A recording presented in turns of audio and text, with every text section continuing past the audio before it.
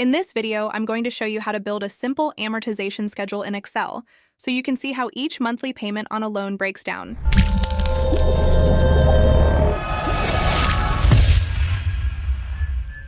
Imagine you have a mortgage for $300,000 with a 30-year term and an annual interest rate of 5%. That's a typical scenario, but you can adjust these numbers to fit whatever loan you're dealing with. If you'd like to follow along, go ahead and download the Excel file I'm using from the link in the description, and let's get started. First, let's put our key information in some cells. In cell B1, type $300,000 for the loan principal. In cell B2, type 30 to show the term in years. In cell B3, type 5% to represent the annual interest rate. And in cell B4, enter a start date for your first payment, like July 1st, 2025, which we'll use as a reference for our schedule. Next, we'll calculate the total number of monthly payments. Since there are 12 months in a year and the mortgage term is 30 years, we multiply 30 by 12 to get 360. Rather than doing that math in our head, let's do it in Excel so everything updates automatically if we ever change the term. In cell D1, type an equals sign.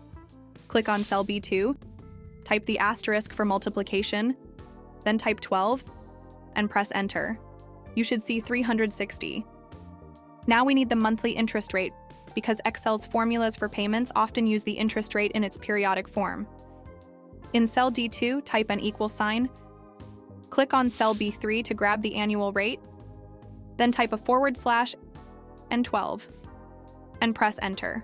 That should give you 0.4167, which represents 0.4167% per month. Excel might display it differently, but that's the idea. In Excel terms, if you ever see that as a whole number, just convert it to a percentage format, or treat it as a decimal for calculations. Next, let's find the monthly mortgage payment using Excel's PMT function. In cell D3, type an equals sign, then PMT, open parenthesis. The first argument is the rate per period, which is in D2, so click on D2 and type a comma. The second argument is the total number of periods, which is in D1, so click on D1 and type another comma. The third argument is the present value, or the original amount of the loan. Since we want the payment to come out as a positive number, we're going to type a minus sign. Then click on B1, so Excel knows to treat the principal as a debt. Type a comma followed by 0. Then close the parenthesis and press enter. You should see something around $1,610, depending on your exact setup. That's the monthly payment for this particular loan scenario. Now let's set up our schedule so we can see how each payment is divided between interest and principal. Below your main inputs, create headings like payment number, payment date, beginning balance, payment, interest, principal, and ending balance. In the first row under payment number, type A1, then beneath that type a 2 and a 3, just to establish a pattern. You can drag the little square at the bottom right corner of your selected cells to continue numbering down as far as you need. 360 rows if you want to see the entire 30-year span. In the first row under payment date, type the start date you put in cell B4. In the second row under payment date, you can move 1 month forward by using the edate function, which is more precise than simply adding a fixed number of days. So, type an equals sign, then edate, open parenthesis, click on the previous payment date cell, type a comma, then 1, close parenthesis, and press enter.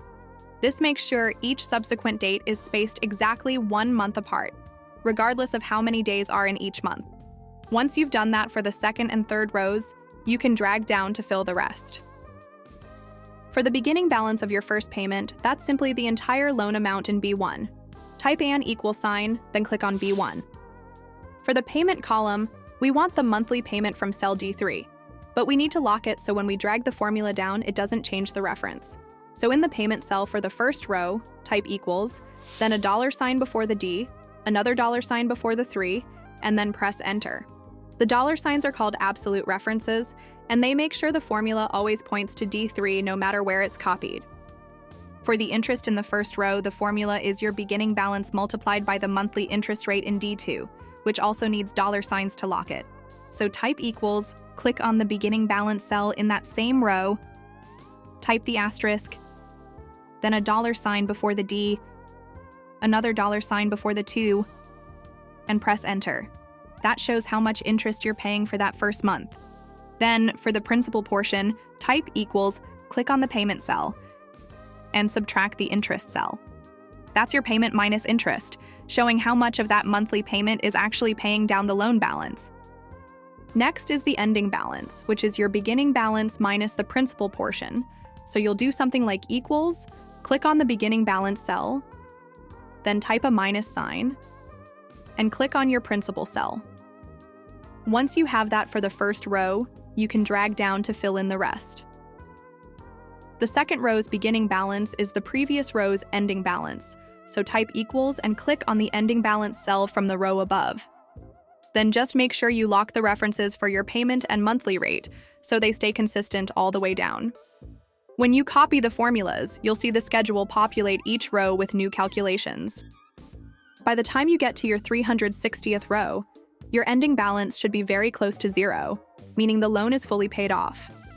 You can also sum up the entire payment column to see how much you've paid over the life of the loan and compare that to the principal plus total interest.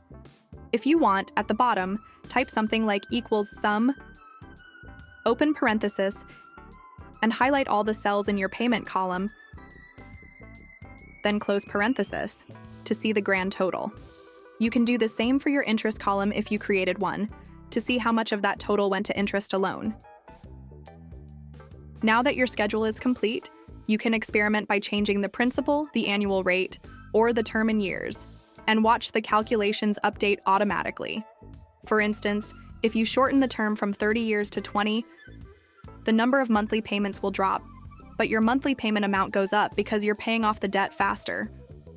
Or if you increase the interest rate, you'll see a higher monthly payment and more total interest paid over time. Being able to tweak these numbers is one of the best things about building your own schedule in Excel, because you can immediately see the impact of any changes. If you found this video helpful, please subscribe for more Excel tutorials, and don't forget to download the file from the link in the description so you can follow along. And finally, YouTube thinks this next video is what you need to become an Excel wizard. Watch it or stay stuck in spreadsheet limbo forever. Just kidding, or am I? Thank you so much for watching, and see you in the next video.